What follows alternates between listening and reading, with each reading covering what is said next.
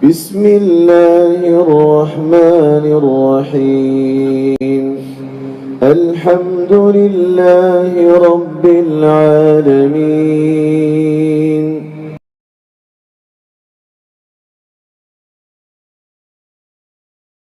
Warahmatullahi wabarakatuh. Alhamdulillah wassalatu wassalamu ala Rasulillah. Segala puji dan puja kehadirat Allah Subhanahu wa taala, juga salawat dan taslim kepada Nabi besar Muhammad sallallahu alaihi wasallam. Saudaraku seiman, pada hari ini, hari Jumat, hari yang mulia, hari di mana ada waktu mustajab bagi setiap muslim, dan kita sudah kurang lebih menyelesaikan setengah dari Ramadan. Alhamdulillah. Semoga amal-amal kita semuanya diterima oleh Allah SWT, baik puasa, sholat malam, zikir, baca Al-Quran, sedekah, dan yang lainnya. Allahumma amin. Dan semoga Allah menjadikan kita termasuk di malam-malam Ramadan ini, dan termasuk malam ini insyaAllah orang-orang yang telah Allah hapuskan namanya dari api neraka, juga kedua orang tua kita dan seluruh kerabat dan orang-orang yang kita cintai. Allahumma amin. Tadi Alhamdulillah di hari Jumat kita sudah membahas 3 kajian kitab sekaligus. Di 10.30 pagi kita sempat membahas Sahih At-Targhib Tarhib, dan kita membahas tentang pentingnya setiap muslim kalau berwudu menyelat-nyelati jari.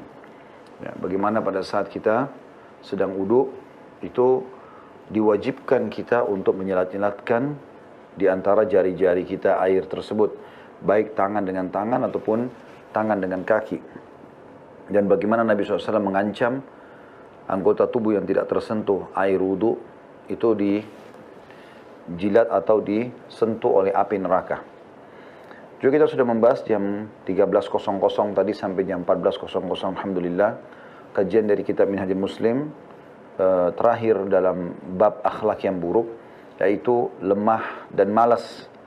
Dan bagaimana sudah panjang lebar kita paparkan kalau tidak boleh dalam konsep hidup seorang muslim, kalau dia bermalas-malasan atau dia putus asa ataupun dia merasa dirinya tidak berarti, tidak bermanfaat, tidak bisa berhasil, semua ini sudah kita tepis dan tidak boleh ada dalam kamus kita.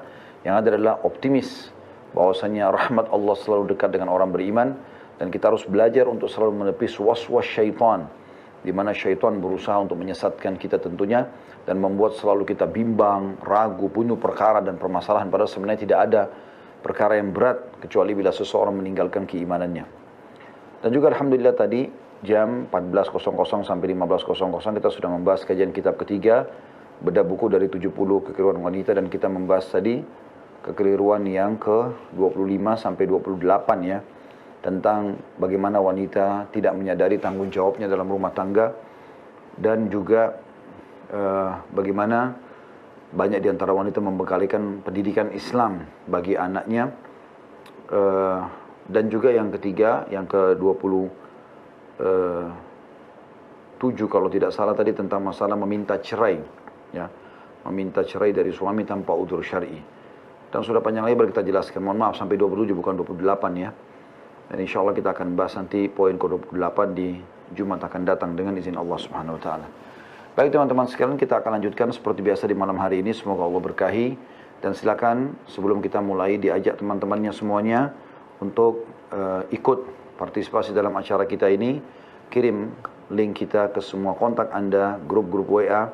Beritakan kalau di sini ada pertanyaan agama, dan juga saya mengajak teman-teman di YouTube untuk subscribe dan juga like serta tekan loncengnya agar Anda selalu dapatkan informasi terbaru. Dan teman-teman juga di Instagram dan di Facebook terus dukung channel-channel dakwah dan juga dukung channel dakwah yang sudah Anda ikuti ini. Mudah-mudahan insya Allah dengan hanya menggunakan jempol saja ya, di handphone Anda bisa partisipasi dalam pahala. Anda tidak perlu repot-repot menyusun materi, tapi Anda akan dapat pahalanya insya Allah. Dan saya akan mulai membacakan pertanyaan dengan izin Allah Subhanahu wa taala, dan semoga Allah berikan taufiknya kita benar. Pertanyaan pertama yang masuk ya,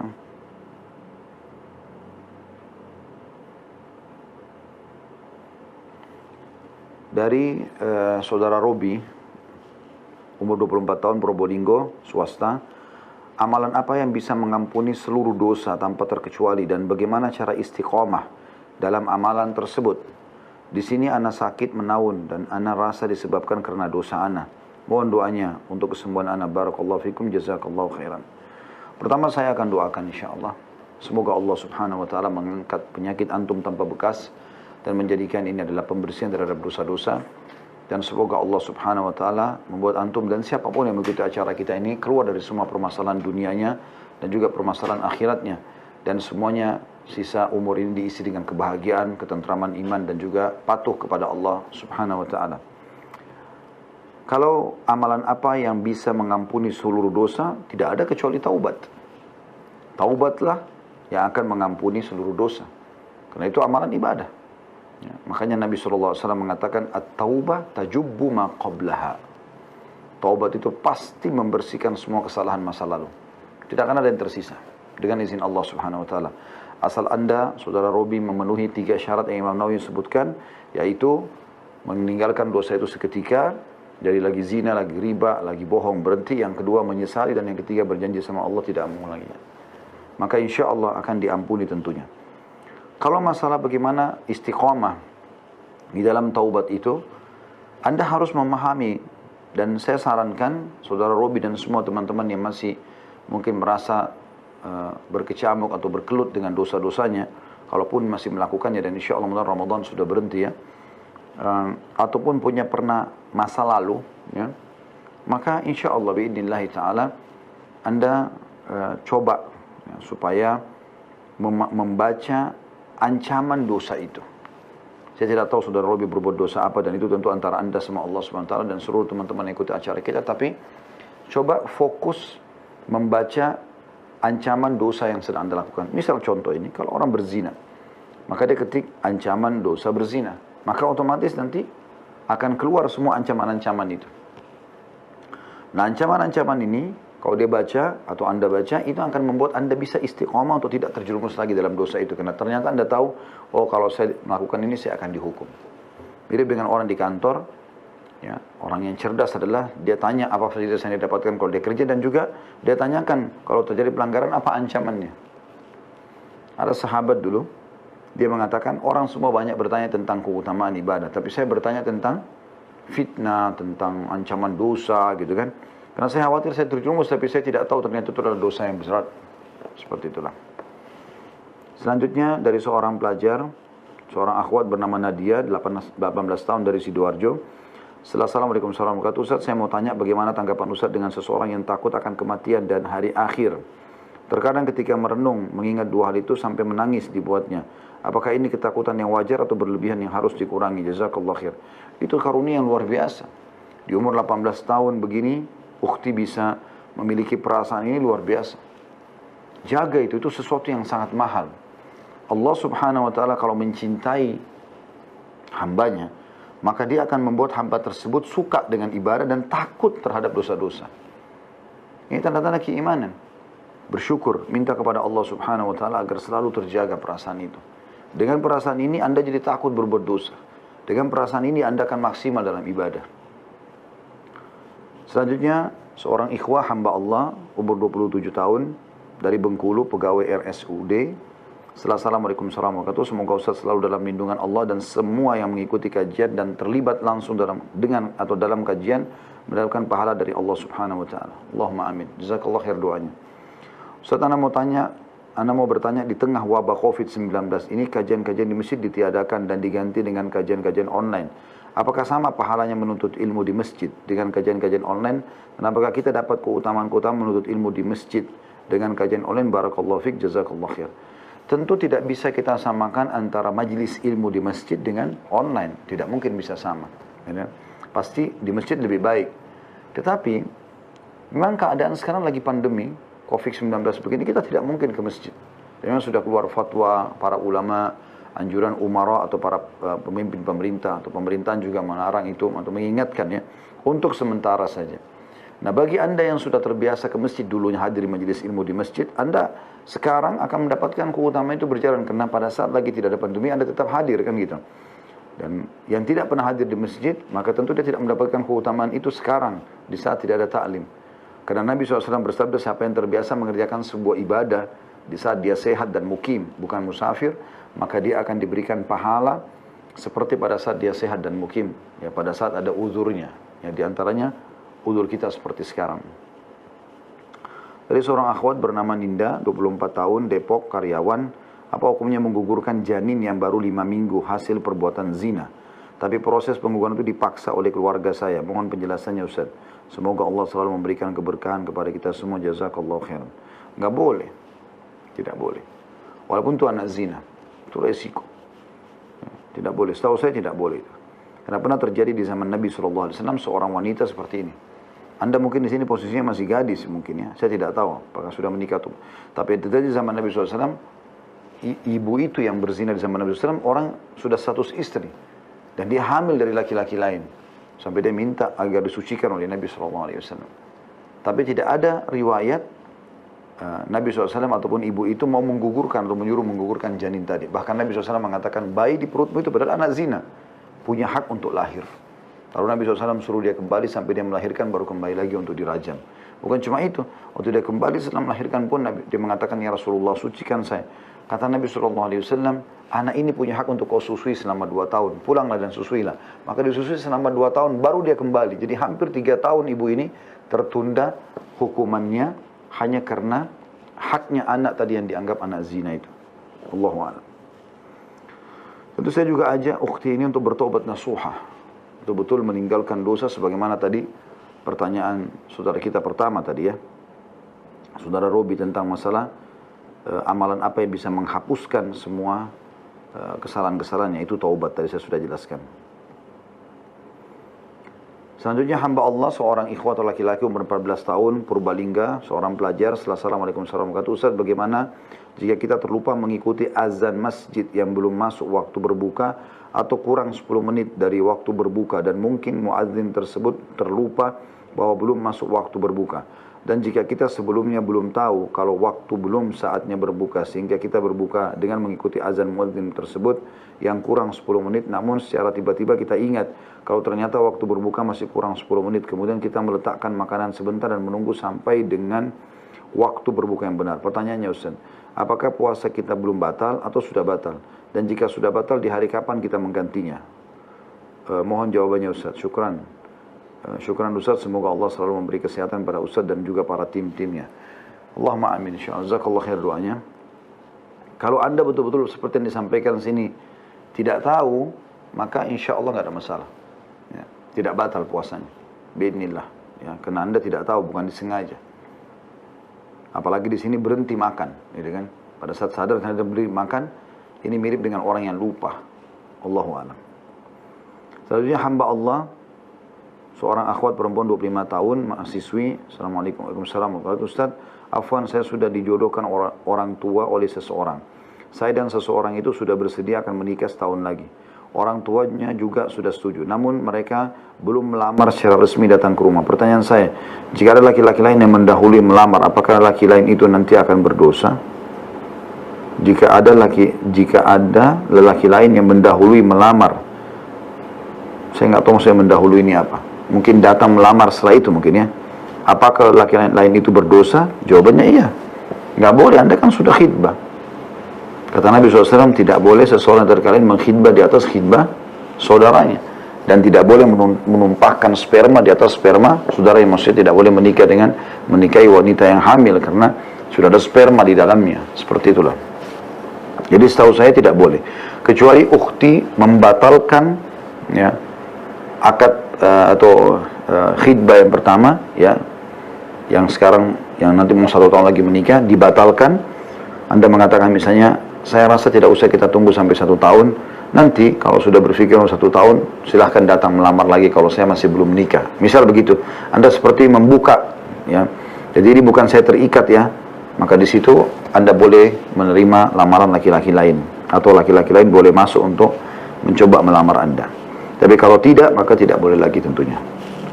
Seorang ikhwah laki-laki bernama Chandra, 23 tahun, Madiun, bengkel motor.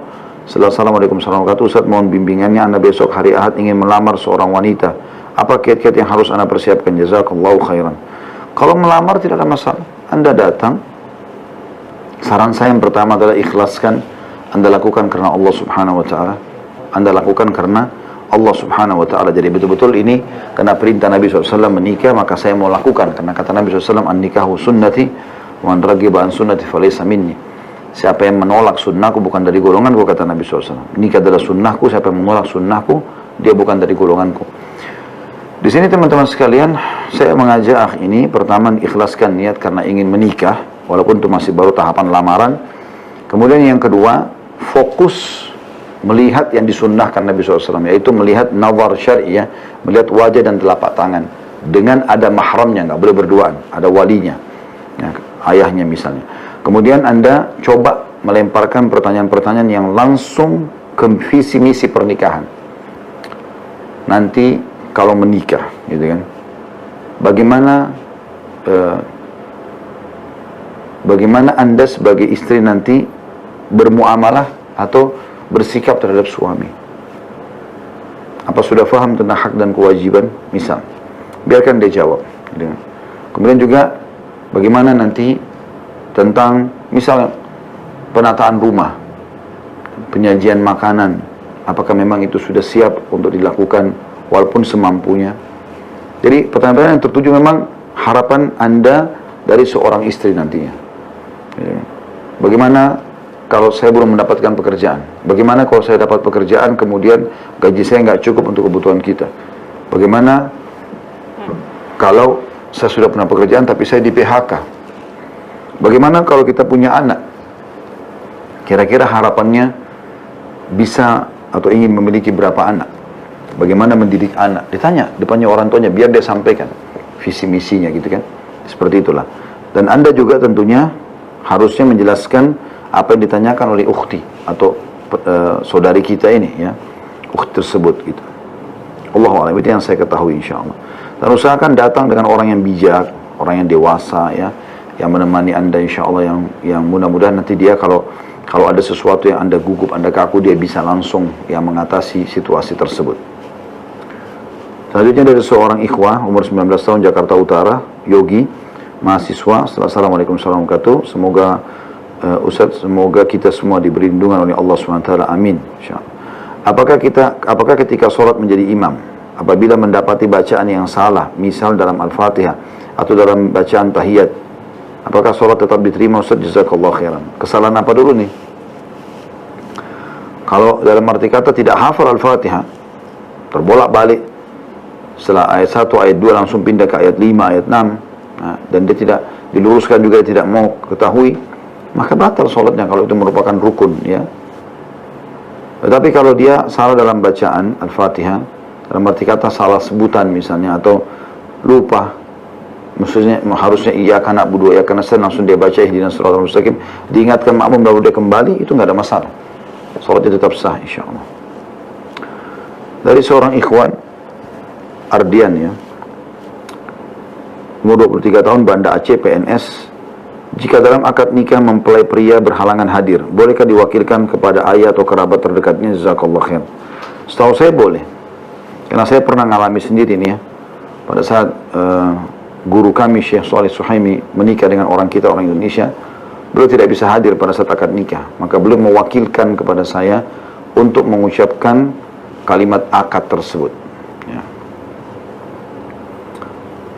Assalamualaikum warahmatullahi wabarakatuh. Ustaz, dari hamba Allah, seorang akhwat 34 tahun, Tangerang, ibu rumah tangga. Pertanyaan pertama, apakah cara membasuh kaki saat wudhu menyela-nyela jari kaki harus menggunakan jari kelingking? Enggak harus. Maksudnya dari jari-jari tangan yang diselatin jari kaki. Ini semuanya empat-empatnya dimasukkan di antara celah-celah jari-jari kaki, ya. Itu yang saya tahu.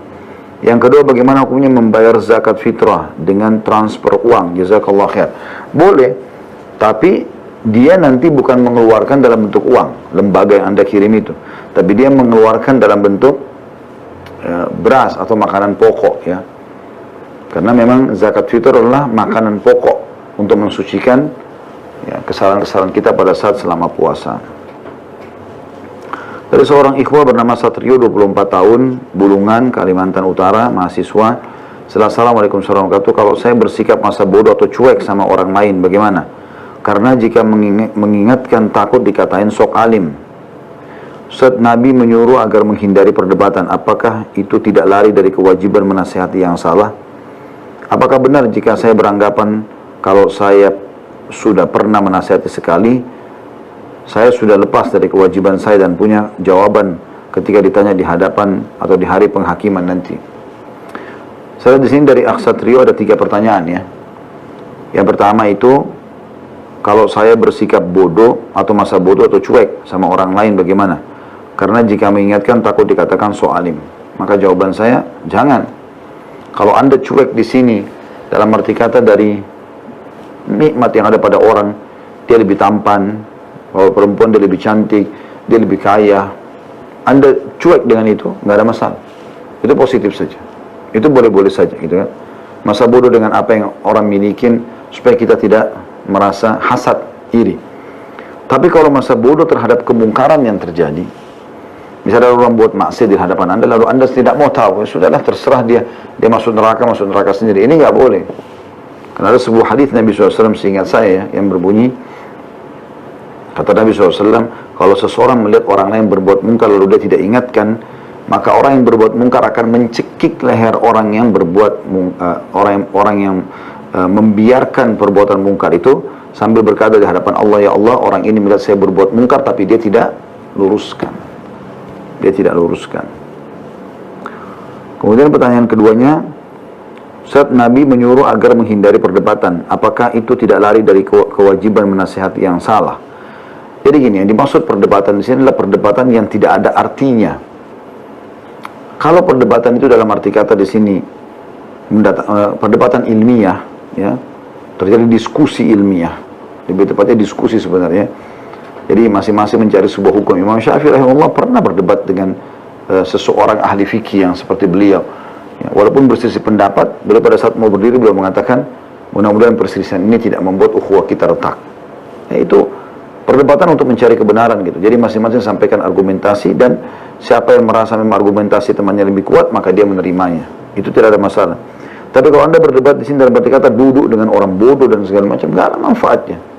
Sampai seorang sahabat ada yang mengatakan, aku berbicara dengan 1 orang pintar lebih baik daripada aku berdebat dengan 1000 orang bodoh. Karena nggak nyambung, percuma gitu. Anda buang-buang waktu saja. Jadi saya pernah menemukan itu, subhanallah, ada orang duduk. Waktu itu saya kebetulan naik kereta api ke Surabaya, ke Jawa Timur ya. Saya masih mahasiswa di Madinah. Saya ingat benar, saya sempat ke kantinnya, ada 3 orang lagi duduk. Ya, 1 perempuan tidak pakai hijab, yang 2-nya laki-laki, dengan rokok, dengan minumannya segala macam, duduk tengah malam mereka ngobrol. Dan lucunya mereka ngobrol dalam kondisi dulu begitu, ngobrol masalah agama dan tidak nyambung agama yang sedang dibahas. Tidak ada satupun di antara mereka mungkin yang alim yang sehingga bisa meluruskan kesalahan satu sama yang lain. Ini pembicaraan yang tidak jelas, apalagi saling berdebat di situ. Setahu saya, padahal tidak ada ilmu. Ilmunya bukan dengan setahu saya gitu, tapi memang dengan ilmu yang benar. Kecuali Anda yakin, tapi atau lebih dekat dengan keyakinan, lalu Anda sampaikan. Yang ketiga, apakah benar jika saya beranggapan kalau saya sudah pernah menasihati sekali, saya sudah lepas dari kewajiban saya dan punya jawaban ketika ditanya di hadapan Allah atau hari penghakiman nanti? Jawabannya iya. Yang saya tahu, menyuruh pada kebaikan dan melarang kemungkaran, yang wajib adalah yang pertama, yang sisanya sunnah. Dari seorang akhwat, Nizlah, 50 tahun, Bandar Lampung, ibu rumah tangga. Assalamualaikum warahmatullahi wabarakatuh. Semoga Ustaz senantiasa dalam lindungan Allah. Allahumma amin. Ustaz, saya punya anak gadis yang usianya sudah cukup untuk menikah dan alhamdulillah tidak pernah pacaran. Saya sudah pernah mencarikan jodoh untuknya, tapi selalu ditolak dengan alasan masih ingin berbakti sepenuhnya sama saya sebagai orang tua. Mohon nasihatnya Ustaz, terima kasih. Coba sampaikan kepada dia, sampaikan kepada anak ibu ini, kalau menikah pun dengan seorang laki-laki, itu berarti jadi anak mantu saya. Ibu bilang gitu kan, jadi anak mantunya ibu. Berarti mahram, suamimu itu adalah mahram, seperti anak. Dan sekali ya kita punya anak mantu, sudah akad nikah sama anak kita, dan dia sudah berhubungan biologis, maka secara otomatis tidak ada namanya mantan anak mantu, tidak ada namanya mantan mertua. Walaupun bercerai sama anaknya gitu kan. Misal seorang laki-laki menikah sama perempuan lalu dia cerai, tetap orang tua mantan istri atau mantan suami itu adalah mahram kita. Itu ibu jelaskan dulu, itu poin pertama. Kalau sebenarnya tetap bisa berbakti, bahkan ajak suaminya berbakti sama-sama. Yang kedua, ibu bilang, saya sangat gembira, senang, dan bisa melihat kamu menikah nak, sebelum ibu meninggal, gitu kan. Bisa punya cucu, ya. Akhirnya rumah ini bisa lebih ramai, gitu kan. Kamu juga jadi selamat dari segala macam fitnah. Seperti itulah. Dan yang ketiga, jangan buru-buru menentukan iya atau tidak, tapi cobalah istikharah nak. Sholat 2 rakaat, ibu temani sama-sama, ibu wudu sama-sama pakai mukena. Ibu sholat istikharah juga, dia juga sholat istikharah, minta petunjuk. Ibu minta supaya apakah kalau anak saya menikah lebih baik di agamanya segala macam, maka mudahkan. Dan anak ibu juga mengatakan begitu. Kalau permintaan ibuku ini baik untukku di agamaku, ya, di duniaku, di akhiratku, atau urusan akhiratku, maka mudahkanlah. Kan ada 2 istikharah di Google ya. Ibu dan anak niat dalam hati sholat 2 rakaat, sholat istikharah. Setelah salam, ibu ketik di Google 2 istikharah lalu baca. Insya Allah lakukan ini. Kalau memang pernikahan baik buat dia, Allah akan mudahkan segera. Nah, Allah akan bukakan hatinya, Allah akan mudahkan datang orang yang baik. Ibu juga akan lebih mudah menerima. Tapi kalau tidak, maka mungkin akan terjadi hal yang sesuai dengan apa yang Allah takdirkan, yaitu tertunda pernikahan dulu. Selanjutnya dari seorang ikhwah, Ardika, 29 tahun dari Lampung, karyawan swasta. Assalamualaikum warahmatullahi wabarakatuh. Ustaz, apakah kita wajib mengikuti baiat pada pemimpin selain pemimpin negara? Jazakallah khairan. Saya tidak tahu ada baiat pemimpin selain pemimpin negara. Jadi hanya pemimpin negara saja yang ada baiatnya. Itu dicontohkan oleh Nabi SAW dan juga para khulafa rasyidin dan para ulama kita turun-temurun dan para pemimpin kita. Ya, dari zaman khilafah, dari khulafa rasyidin, dari khilafah Umayyah, di khilafah Abbasiyah, di Utsmaniyah. Semua itu terjadi. Ya. Selanjutnya dari ikhwah bernama Yoga, 28 tahun, Dumai, karyawan. Assalamualaikum warahmatullahi wabarakatuh. Apakah pendapatan kita per bulan ada ketentuan untuk dizakatkan, dalam kurung zakat pendapatan, atau cukup diinfakkan? Bagaimana dengan zakat tabungan jika selama 1 tahun pernah di bawah nisab, tapi di akhir tahun telah mencapai nisab, apakah sudah boleh untuk dizakatkan? Jazakallahu khairan. Yang pertama tentu, setahu saya berpegang pada pendapat jumhur ulama yang mengatakan tidak ada zakat provisi. Ya. Jadi zakat itu syarat mutlaknya haul, masa setahun. Jadi bukan dari gaji, karena kalau gaji bulanan belum masuk haulnya. Misalnya haul Anda Ramadan ke Ramadan. Ini kan sudah sering kita sebutkan dari awal materi tentang tanya jawab kita nih ya. Jadi teman-teman yang mau berzakat, niatkan Ramadan tahun lalu awal haul Anda. Ramadan sekarang berarti sudah tutup buku lah istilahnya. Dilihatlah seluruh tabungan dan juga investasi. Dilihat kalau nilainya mencapai 85 gram emas, misalnya 1 gram emas 1 juta, berarti 85 juta, Anda keluarkan 2,5%-nya. Seperti itulah ya. Kalau masalah apakah diinfakkan saja, itu bebas, sedekah. Anda bebas mengeluarkan sedekah dari hasil Anda, insya Allah ya. Itu yang saya tahu. Selanjutnya dari Cahyo, seorang ikhwah 30 tahun, Kutai Barat, karyawan swasta. Assalamualaikum warahmatullahi wabarakatuh. Adakah kitab yang membahas atau menggambarkan tabel-tabel perumpamaan besarnya amal dengan pahala dan dosa? Jazakallahu khair. Saya tidak pernah temukan itu. Saya tidak pernah temukan, karena besarnya dosa itu umumnya dalam hadis-hadis atau dalam riwayat atau dalam dalil disebutkan secara global. Kalau itu dosa besar, dan ditahu dosa besar karena ada ancaman neraka, siksa kubur, laknat dan seterusnya. Itu juga dengan pahala ibadah ya. Tidak ada terinci secara khusus spesifik pahalanya sekian. Yang ada hanya misalnya sholat berjamaah 25 kali lipat dibandingkan sholat sendiri. Tapi kan kita nggak tahu 25 kali lipat itu seperti apa. Diangkat 27 derajat, seperti apa 27 derajat itu ya. Maka ini secara global datangnya. Dan ini tentu tujuannya supaya kita terus termotivasi mengejar amal soleh dan juga tidak menghitung-hitungnya, sementara juga kita meninggalkan dosa dan juga tidak perlu ya selalu terjerumus karena menganggap remeh. Selanjutnya dari seorang akhwat Laili, 18 tahun, Jawa Timur, mahasiswi. Assalamualaikum warahmatullahi wabarakatuh. Ustaz, saya ingin bertanya tentang penyakit was-was. Apakah ketika seseorang sedang berzikir ataupun membaca Al-Quran dengan mengulang-ulang ayatnya secara berlebihan, itu termasuk perilaku was-was, sehingga dia memakan waktu untuk membaca banyak waktu untuk membaca beberapa ayat saja. Padahal dia hanya berniat memperbaiki makhraj dan tajwidnya yang sebenarnya sudah baik, namun hanya kurang sempurna saja. Bagaimana hukumnya Ustaz? Sampai dia sedikit takut untuk mengucapkan ataupun membaca ayat-ayat Al-Quran karena takut kurang sempurna dan khawatir dapat mengubah makna dan berujung dosa. Mohon masukannya Ustaz. Ya. Pertama saya berikan masukan kepada Ukhti Laidi. Ya. Anda belajarlah Al-Quran langsung kepada ahlinya. Kalau memang Anda masih ragu, makhraj hurufnya, tajwidnya masih ada yang salah, coba cari siapa di antara akhwat, guru-guru ngaji yang Masya Allah bagus, Anda belajar dari dia. Supaya tidak lagi terbawa dengan was-was, gitu kan. Tapi kalau misal Anda sudah belajar dan dalam tahap proses, terus melancarkan bacaan Anda, dan insya Allah semoga Allah mudahkan itu, tiba-tiba saja Anda berpikir, kayaknya ada yang kurang nih, gitu kan. Terus Anda mengulanginya, atau ada ayat yang Anda baca terjemahannya, gitu kan, ingin renungi tadabbur ayatnya, lalu Anda cukup lama, mungkin dalam satu ayat Anda baca tafsirnya, Anda merenungi, semua itu tidak ada masalah. Itu bukan bagian dari was-was tentunya. Allahu a'lam. Saya dari seorang akhwat 18 tahun dari Banyuwangi, Ana masih pelajar, Ana masih dalam proses menghafal Al-Quran, tapi di beberapa tahun terakhir ini Ana merasa semangat hafalan dan belajar Ana menurun. Terkadang Ana merasa iri dengan teman-teman Ana yang sudah hafizah. Ana coba muhasabah diri beberapa kali, tapi hal itu tidak ada hasilnya dalam diri Ana. Jadi mohon solusinya dan apa yang harus saya atau Ana kerjakan. Syukran, jazakallahu khairan. Pertama tentu saya sangat mendukung semua muslim dan muslimah, terutama generasi muslim seperti ini yang masih belasan tahun berkeinginan kuat untuk menjadi seorang hafidh kalau laki-laki dan hafidhah kalau perempuan. Semoga Allah kabulkan niat Anda dan niat-niat kita semua insyaallah. Kalau masalah semangat hafalnya naik dan semangat belajarnya berkurang, sebenarnya tidak perlu ada seperti ini.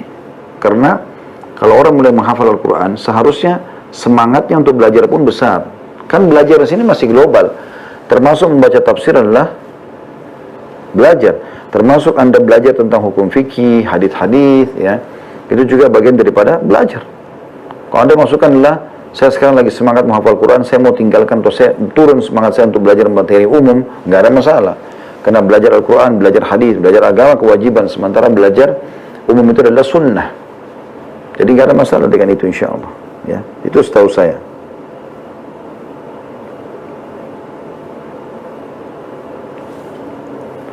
Jadi di sini kalau saya tangkap dari pertanyaannya, saran saya diminta solusinya. Sekarang tetap fokus menghafal saja. Targetkan misalnya setahun 2 tahun ke depan saya sudah harus khatam 30 juz. Setelah itu baru beraktivitas yang lain. Allahu a'lam. Assalamualaikum warahmatullahi wabarakatuh. Saya Ibu Sri Ningsi dari Meranggen, Demak. Mau tanya, amalan apa untuk wanita yang lagi haid di malam Lailatul Qadar dan minta doanya Ustaz. Saya baru hijrah atau berhijrah. Semoga saya menjadi orang yang istiqamah dalam berhijrah. Terima kasih. Allahumma amin. Semoga niatnya Ibu Sri Ningsi dan semuanya muslim dan muslim mengikuti acara kita insyaallah dikabulkan oleh Allah Subhanahu wa taala. Sesungguhnya Dia Maha dekat dan mendengarkan doa hamba-hambanya. Apa yang Ibu tanyakan ini pernah ditanyakan oleh Aisyah radhiyallahu anha. Beliau berkata, ya Rasulullah, apa yang harus saya ucapkan kalau saya mendapatkan Lailatul Qadar? Maka kata Nabi SAW, ucapkanlah, Allahumma innaka afuwun tuhibbul afwa fa'fu anni. Ya Allah, sungguhnya kau maha pemaaf, maka maafkanlah aku. Sesungguhnya engkau maha pengampun dan menyukai mengampuni, maka maafkanlah aku. Itu diulang-ulangi terus. Selain Ibu tentu boleh mengerjakan yang lain, yaitu berzikir misalnya, bersedekah, ya kan, sedekah pun bisa di malam hari. Zaman kita sekarang dengan online kan gitu, semua bisa insya Allah. Yang penting kalau Ibu melakukan perbuatan di malam Lailatul Qadar, dan kita insya Allah selama kita hidup, insya Allah Allah semoga panjangkan umur kita ke Ramadan-Ramadan yang akan datang.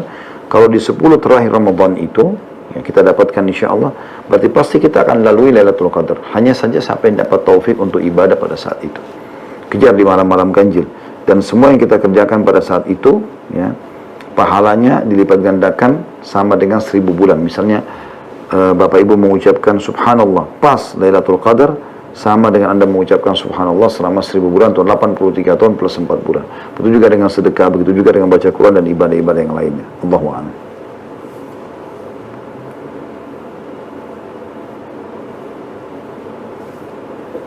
Selanjutnya tentunya Assalamualaikum warahmatullahi wabarakatuh. Dari saudara Panji, laki-laki 21 tahun dari Lampung, wirausaha, ingin bertanya, jika ada saudara yang memberi uang atau makanan tapi dia kerja di bank, bagaimana jika saya meminjam kendaraannya dari hasil pinjam uang di bank juga, Ustaz? Bagaimana seharusnya? Jazakallah khair. Yang saya tahu, kalau memang dia tidak punya pendapatan lain, hanya murni dari situ saja, maka jangan. Kalau dia dari riba, jangan sama sekali. Saran saya jangan, gitu kan? Karena kita tidak pernah menemukan ada sebuah celah yang kita katakan bisa, ya, bisa menghalalkan riba itu. Tapi kalau dia punya sumber yang lain, misalnya dia punya bisnis tapi bukan dari uang riba, masih bercampur baur, ini masih ada pendapat ulama yang membolehkan, gitu kan? Apalagi kalau persentase pendapatan dia dari yang halal itu lebih besar. Itu yang saya tahu. Kalau masalah menggunakan kendaraan juga, saran saya jangan. Kalau hasil riba, pokoknya jangan, usahakan jauh. Tidak boleh sama sekali. Kita usahakan maksimal untuk tidak menikmati apapun yang berhubungan dengan masalah fasilitas itu. Selanjutnya, seorang akhwat 29 tahun, Regi, ya, Tangerang Selatan, ibu rumah tangga. Assalamualaikum warahmatullahi wabarakatuh. Ustaz, apakah harta dalam bentuk rumah yang tidak ditinggali atau kosong masuk ke dalam zakat mal atau tidak? Sedangkan kami saat ini tinggal mengontrak karena jauh, namun ke kantor suami ya, terlalu jauh. Jazakallah khair. Saya tidak tahu yang dimaksudkan apa ini. Kalau ini yang ibu maksudkan, ibu Regi bertanya, adalah kontrakan ibu sekarang, itu bukan punya ibu, berarti kan ibu tidak ada zakatnya. Tapi kalau yang ibu maksudkan adalah ibu punya rumah, tapi karena jauh sekali dari tempat kerja suami, ibu kontrak lagi di tempat lain sehingga rumah itu kosong, maka di sini saya tanya, ibu membeli rumah itu sama suami untuk ditinggali atau investasi? Maksudnya begini, kalau ibu misalnya niatnya ditinggali dengan cara memang ibu kalau suami selesai kuliah atau pada saat Sabtu Ahad ibu memang tinggal di rumah itu kembali, barang-barang masih ada di sana, gitu kan? Ibu tidak investasikan di situ, bukan untuk kontrakan atau disewakan, ya, maka insya Allah tidak ada zakatnya. Tapi kalau investasi itu disimpan dan nanti kalau naik harganya saya jual, maka di sini ada zakatnya. Dari saudara Samsul, Assalamualaikum warahmatullahi wabarakatuh, 30 tahun, laki-laki, Madiun, pekerjaan karyawan terapis, mau bertanya, di daerah kami semua masjid sholat berjamaahnya pakai jarak 1 meter, dan itu ketentuan pemerintah. Tapi ada juga masjid yang ditutup atau tidak sholat berjamaah. Saya lebih cenderung sholat di rumah, tapi masalahnya Ustaz, waktu Jumat gimana? Kalau tergolong tidak sholat Jumat lebih dari 3 kali, padahal di sini azan juga dikumandangkan. Tapi jemaah wajib masker, juga jarak 1 meter. Mohon arahannya Ustaz, semoga Allah SWT selalu dapat melindungi, selalu sehat dan dapat perlindungan dari Allah SWT. Allahumma amin. Yang saya tahu, kalau saya ditanya, ini sudah berulang kali ditanya, kalau saya sendiri melihat sekarang kita tidak sholat berjamaah di masjid, kita juga tidak sholat Jumat dulu. Walaupun ada masjid yang melakukannya. Karena itu ini sudah berulang kali kita sampaikan, ini sudah menjadi fatwa, ya, dan ini bukan cuma fatwa di dalam Indonesia, tapi di seluruh dunia. Apalagi yang membuat kita ragu? Kecuali kalau satu keadaan Anda mengatakan, oh memang wilayah kami masih zona hijau, itu pun dari mana jaminannya? Ini sudah divonis menjadi sebuah pandemi internasional ini. Semua orang bisa, ya, kena setiap saat, wa na'udzubillah, semoga Allah jaga kita. Maka saran saya, Allah alam, untuk tidak sholat dulu di masjid sementara, ya. Saudara Eki, 31 tahun, karyawan swasta di Jakarta. Assalamualaikum warahmatullahi wabarakatuh. Mobil truk buat usaha, apakah ada zakatnya juga? Satu lagi Ustaz, saya takut makan haram. Di kosan saya ada satu kompor dengan LPG 3 kilo dalam kurung subsidi. Di kosan penghuninya ada yang layak dapat disubsidi, ada yang layak dapat subsidi, ada juga tidak termasuk saya. Apakah jika saya ikut memakai kompor tersebut hukumnya haram? Jawabannya iya. Tidak boleh, Anda bukan termasuk orang yang butuh itu. Anda harusnya memberikan haknya orang yang membutuhkan. Ada orang yang tidak mampu. Nah, itu saya jawab dari bawah, ya. Kalau masalah pertanyaan pertama tadi, apakah mobil truk buat usaha, ya, ada zakatnya? Yang saya tahu iya, tapi dia zakati di tahun pertama. gitu ya. Setelah itu tahun kedua tinggal hasilnya saja. Selanjutnya seorang ikhwah Jarkasi 19 tahun, Hulu Sungai Selatan, Kalsel, karyawan restoran. Assalamualaikum warahmatullahi wabarakatuh. Saya ingin bertanya, apa hukumnya mempertahankan jenggot tapi peraturan di perusahaan atau restoran tidak membolehkan menjaga jenggot? Tapi saya belum pernah ditegur atasan tentang jenggot saya. Dan sunnah-sunnah, dan semoga mungkin ya, dan sunnah-sunnah muda apa saja yang dapat saya lakukan tiap hari. Dan bagaimana cara Rasulullah SAW atau sunnah Rasulullah dalam berdagang. Pertama sekali, kalau Anda tidak ditegur, ya biarkan saja. Ya, seperti itulah. Kalau Anda sampai dipertemukan antara mengiyakan atau tidak mengiyakan, nah disitulah baru Anda pilih tentu memelihara jenggot Anda. Karena itu sunnah Nabi SAW, tidak mungkin kita dahulukan dari manusia biasa. Kemudian juga sunnah-sunnah diamalkan setiap hari sudah umum kok. Kalau dalam sholat sunnah rawatib, sunnah duha, sholat tarawih, ya. Kalau dalam zikir ada zikir pagi petang, ya. Kalau dalam baca Al-Quran sudah masyhur Anda mengkhatam Al-Quran dari awal sampai akhir, gitu kan. Anda bersedekah setiap hari, bakti sama orang tua, jenguk orang sakit, umumnya semua amal-amal soleh. Anda bisa mengerjakan semua jenis amal soleh itu. Allahu a'lam. Baik, saya akan bacakan ada 3 pertanyaan semalam ya, yang sempat saya janjikan akan saya jawab insyaallah.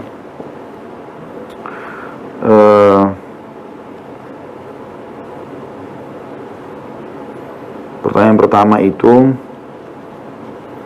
bagaimana setelah salam dari seorang ikhwah di Cilacap semalam ya, umur 22 tahun, mahasiswa, yang bertanya bagaimana hukumnya jual beli bangkai ayam.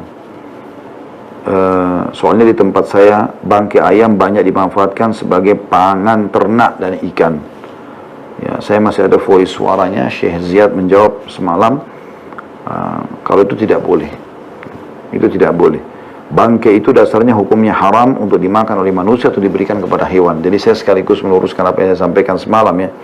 Saya sempat mengatakan, sementara setahu saya untuk manusia nggak boleh, tapi untuk hewan mungkin boleh saja. Karena biasanya hewan memang memangsa satu sama yang lain ya. Tapi beliau mengatakan tidak boleh kalau manusia terlibat memberikan bangkai itu kepada hewan. Tapi kalau hewan itu makan sendiri, yaitu alamnya mereka gitu ya, urusannya sama Allah SWT. Tapi kalau manusia terlibat memberikan bangkai kepada hewan juga tetap tidak boleh, karena dasarnya hukum bangkai haram. Yang kedua dari seorang ikhwah 32 tahun, Kalimantan Tengah, semalam wira swasta bertanya, bagaimana hukumnya menikah dengan seorang anak zina dan saat akad nikah disuruh menyebutkan binti ayah biologisnya. Apakah sah atau tidak? Perlukah diulang lagi nikahnya? Bagaimana caranya? Sedangkan sekarang istri sedang hamil. Ini sudah saya tanyakan semalam dan beliau mengatakan nikahnya tidak sah. Karena menyebutkan nama pemilik sperma atau pezina, yang sekarang tentu biasa orang bilang ayahnya itu ya. Itu pezinanya kan, itu pelakunya. Ini tidak boleh. Lalu bagaimana solusinya? Solusinya adalah seperti saya sempat singgung semalam ya, dan itu beliau mengatakan sudah benar caranya. Jadi biasanya disebutkan Ibnu Abi. Ibnu Abi maksudnya atau binti Abi ya. Artinya misalnya namanya Aisyah, Aisyah bintu Abi, artinya anak ayahnya, tapi tidak disebut nama gitu ya. Atau Aisyah binti Abdillah. Abdillah ini nggak ada, penghambaan kepada Allah, karena kita semua adalah hamba Allah. Itu yang boleh. Jadi walaupun istri Anda lagi hamil karena tidak tahu hukum, maka Anda tinggal ulangi akad nikah insyaallah. Selebihnya tidak ada masalah. Kemudian pertanyaan ketiga yang semalam saya janjikan, yaitu dari seorang ikhwah 28 tahun Yogyakarta, seorang pengusaha ya, membuka usaha fitness ya. Sejauh ini terpisah ruang antara laki-laki dan perempuan, tapi masih menggunakan musik akapela yang liriknya baik. Karena permintaan hampir semua member. Saya pernah terapkan 1 minggu no musik, hampir semua member komplain dan saya rugi. Bagaimana hukumnya Ustaz? Nah, kalau ini saya sudah tanyakan. Kata beliau, kalau sudah mengarah ke musik walaupun menggunakan bibir saja, tetap dikhawatirkan sama, kata beliau. Jadi lebih baik seseorang menghindar. Tapi Anda boleh, kata beliau, menganjurkan memilih anasyid atau sajak-sajak ya, yang berbau motivasi ya, dan tidak diikuti dengan musik, maka itu mungkin lebih terbuka secara hukum. daripada harus menggunakan mulut, dan sebenarnya arahnya juga ke musik. Jadi orang kalau dengar, dia anggap itu musik. Nah, maka ini kurang lebih dianjurkan oleh beliau untuk tidak dilakukan. Allahu a'lam. Ya. Itu jawaban saya terhadap 3 pertanyaan yang semalam ya. Baik, selanjutnya kita lanjutkan pertanyaan lagi dari seorang ikhwah, Sabri, 28 tahun, Cirebon, karyawan swasta. Assalamualaikum warahmatullahi wabarakatuh. Apa hukumnya imam yang suka merokok dan sering merokok di area musola? Jazakallah khair. Maaf menyambung Ustaz, dan pernah dengar kalau rokok tidak membatalkan wudu. Jazakallah khairan. Saya kalau apakah rokok membatalkan wudu, saya tidak tahu. Setahu saya tidak membatalkan wudu dia.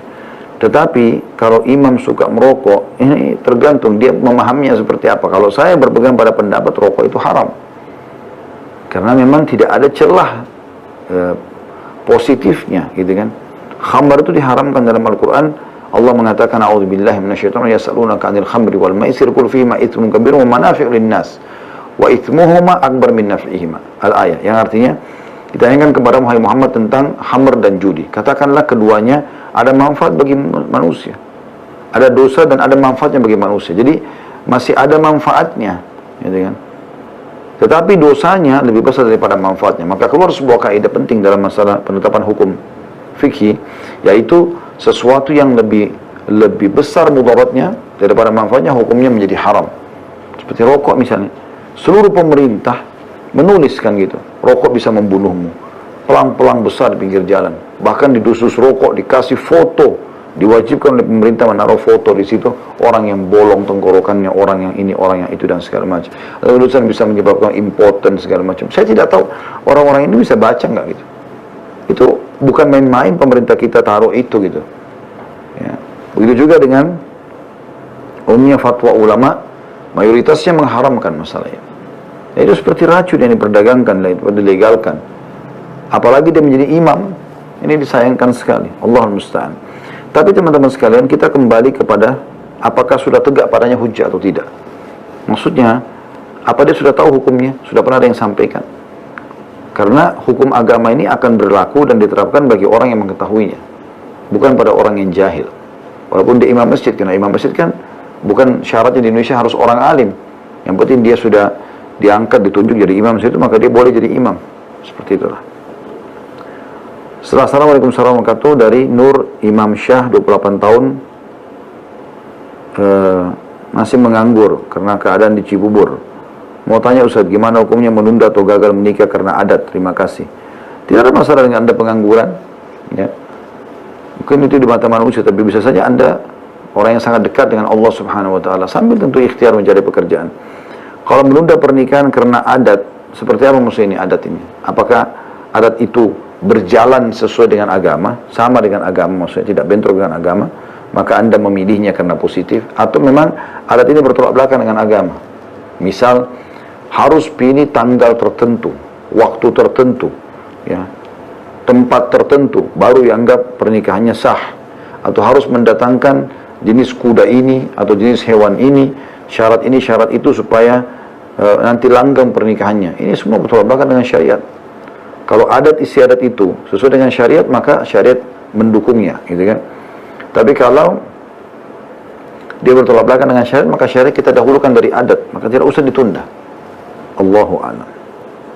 Selanjutnya dari Ilham Budi, laki-laki dari Bandung Barat, seorang pelajar 17 tahun. Assalamualaikum warahmatullahi wabarakatuh. Ustaz, izin bertanya, saya mengalami was-was akidah. Selalu ada kata-kata yang tidak baik di hati maupun di pikiran menjadikan saya takut dan merasa dosa besar. Bagaimana Ustaz mengatasinya? Was-was akidah seperti apa dulu nih? Sebaiknya kalau bertanya dirincikan ya. Dalam arti kata memang sesuatu yang disoroti apa supaya saya faham. Kalau Anda masukkan di sini adalah bisikan-bisikan untuk tidak beriman kepada Allah, menganggap dusta penyampaian dari Nabi SAW, ini semua dari syaitan. Ucapkan amantu billah, dan saran saya Anda selalu berdoa kepada Allah SWT agar dihilangkan was-was itu, dan juga ruqyah diri sendiri, karena ini ada was-was syaitan. Dikhawatirkan memang ada syaitan yang sedang bersama dengan Anda, wa na'udzubillah, apakah itu warisan, jin nasab atau yang lainnya. Assalamualaikum warahmatullahi wabarakatuh. Dari seorang ikhwah 23 tahun, Karawang, operator produksi, Afwan mau tanya Ustaz, Ana sudah berusaha semampu Ana untuk bayar utang ibu Ana. Dan Ana punya rencana kalau ada rezeki lebih baiknya lebih dahulukan mana antara berangkatkan umroh ibu atau membayar utang ibu terlebih dahulu. Tapi kalau Ana ditanya soal punya hutang ke siapa, ibu Ana nggak mau terus terang Ustaz. Soalnya ibu Ana nggak mau ngerepotin Ana, bilangnya begitu. Mohon nasihatnya Ustaz, jazakallah khair. Bayar utang dulu. Karena bayar utang bagi orang yang mampu wajib. Sementara umrah sunnah. Dan di sini Anda posisi sebagai anak, harta Anda adalah harta orang tua juga. Maka saran kami, bayarkan utangnya dulu. Ya. Umrah bisa nyusul insya Allah. Dari seorang mahasiswa, ikhwah, Arum 19 tahun Depok. Bismillah Ustaz, bolehkah seorang perempuan memberikan syarat kepada calon suaminya untuk tidak berpoligami sepanjang pernikahan, kecuali jika wanita tersebut sudah tidak bisa melayani suaminya? Dan bolehkah istrinya meminta cerai jika suaminya mempoligamikannya? Iya boleh. Tapi tergantung laki-lakinya. Kalau antum sebagai laki-laki mengatakan, iya deh, saya setuju, saya nggak akan poligami, Anda harus patuh dengan syarat itu. Makanya kalau ada akhwat yang memberikan syarat seperti ini dan Anda memang niat poligami, bilang saya tidak bisa janji itu. Saya sekarang tidak poligami, saya akan nikah sama Anda, tapi saya tidak tahu ke depannya. Ya, itu lebih baik. Ya, dan itu hukum Allah, kenapa harus ditolak? Justru ini sebuah pertanyaan-pertanyaan, atau ini juga di antara pertanyaan penting harus disampaikan kepada teman-teman kita, Allahu alam, yang mau menikah. Ya. Karena poligami bagian daripada syariat. Saya sangat berterima kasih kepada Allah SWT, masih ada, bersyukur kepada Allah SWT, masih ada di antara akhwat kita yang Masya Allah memiliki keimanan yang luar biasa. Luar biasa. Mereka di saat poligami diperangi malah mereka tampil sebagai orang-orang yang mau berpoligami. Ada akhwat yang pernah memberikan informasi kepada saya, dan sampai sekarang kami coba ya membantu, tapi dari jarak jauh tentunya ya, karena saya tidak berinteraksi secara langsung. Tapi rupanya ukhti ini mu'allaf, ya, masih gadis, dan dia punya sahabat dekat janda, tidak punya anak, gitu kan, beda umur sedikit, itu minta agar diberikan satu suami. Mereka mau nikah dengan satu suami. Jadi mereka bilang, Ustadz, bisa nggak kalau saya menikah, saya berikan syarat suami saya untuk nikahi teman saya, dan juga temannya juga mengatakan hal yang sama. Jadi mereka berharap satu suami bisa menaungi mereka berdua. Saya subhanallah sempat berpikir pada saat itu, di zaman sekarang ada muslimah begini, apalagi ini yang memberikan syarat seorang mu'allaf, bangsa Islam, gitu kan. Semoga Allah SWT mudahkan jodoh mereka. Ada juga pernah akhwat yang bertanya kepada saya pikir ikhwah waktu itu, karena tidak ketemu langsung, tidak interaksi, tapi sebuah pertanyaan yang dilemparkan kepada saya. Dia mengatakan, Ustadz, apa hukumnya kalau seorang laki-laki menikahi 3 wanita sekaligus? Lalu saya mengatakan, hukumnya boleh saja, tetapi masing-masing harus akadnya jelaskan, yang ditanya hukum agamanya. Jadi misalnya dia menikah dengan wanita pertama, dengan walinya, dengan maharnya, dengan saksinya. Selesai akad nikah, dia pindah akad nikah yang kedua. Selesai lagi, dia pindah akad nikah yang ketiga. Masing-masing punya akad nikah mandiri. Udah, saya tiba-tiba renung pada saat itu. Kenapa kok ini bertanya langsung mau nikah dengan 3 wanita ya? Terus saya bertanya kembali. Kepada yang bertanya ini saya mengatakan, maaf saya mau bertanya akhi, kenapa antum bertanya seperti tadi itu? Terus dia jawab, Ustadz, saya bukan seorang ikhwah, tapi saya seorang akhwat, dan saya dengan kedua teman saya sudah sepakat untuk berada di bawah naungan satu suami. Padahal mereka itu semua masih gadis. Jadi masih ada orang-orang yang seperti ini, subhanallah, yang memang mau menegakkan hukum Allah subhanahu wa ta'ala. Tentu poligami bukan berarti juga harus semua orang jalankan, tapi juga bukan berarti harus diperangi, karena dia adalah hukum Allah subhanahu wa ta'ala. Allahu a'lam. Begitu saya teman-teman sekalian apa yang kita bisa sampaikan, dan saya menutup acara kita karena jam 21 kurang lebih 4 atau 5 menit, dan insya Allah mudah-mudahan apa yang kita bahas selama sejam ini dicatat pahala oleh Allah Subhanahu wa taala, dan mudah-mudahan sudah mewakili pertanyaan teman-teman. Terus ikuti perkembangan, kami akan terus setiap hari insya Allah ada bersama Anda di waktu yang sama, jam 20.00 malam hari, dengan judul Anda bertanya kami menjawab. Dan insya Allah khusus besok pagi, hari Sabtu pagi, ada edisi khusus membahas tentang Sahih Hadis Qudsi. Dan insya Allah kita akan bahas jam 10.30 ya, sampai selesai insya Allah. Dan malam harinya akan ada tanya jawab seperti ini. Kalau tanya jawab seperti ini akan berjalan terus walaupun di hari libur, Sabtu dan Ahad umumnya insya Allah tetap akan saya jalankan walaupun dari rumah ya. Insya Allah mudah-mudahan teman-teman bisa terus mengikuti acara kita, terus dukung. Mari kita sama-sama berjuang, ya, berkumpul dalam sebuah alam keimanan, alam ilmu, alam terus mencari kebenaran. Dan teman-teman yang di Instagram, di Facebook, jazakumullah khair, terus follow kami, sebarluaskan di medsos Anda agar bisa mengikuti acara kita. Dukung terus agar makin banyak orang yang mengikuti kebaikan-kebaikan ini. Akhirnya mereka bisa memfollow juga makin banyak gitu. Kalau kita hitung di YouTube saja sekitar 1,3 juta atau hampir 1,4 juta follower kami, di alam dakwah dianggap itu sudah paling tinggi, seperti itulah, ya. Jadi kita sayangkan sekali berapa jumlah kaum muslimin di Indonesia, ya, berapa banyak jumlah mereka. Begitu juga di Instagram, gitu kan, di Facebook, berapa pengikut-pengikut yang ada gitu, masih sangat sedikit sekali. Dibandingkan dengan yang menjadikan yang mengikuti acara-acara umumnya bukan agama, maka sangat disayangkan sekali. Dan kita berharap, saya dan teman-teman sekalian adalah pejuang untuk mempertahankan agama ini dan juga menyebarluaskannya. Ayo sama-sama, hanya dengan Anda memberikan dukungan saja.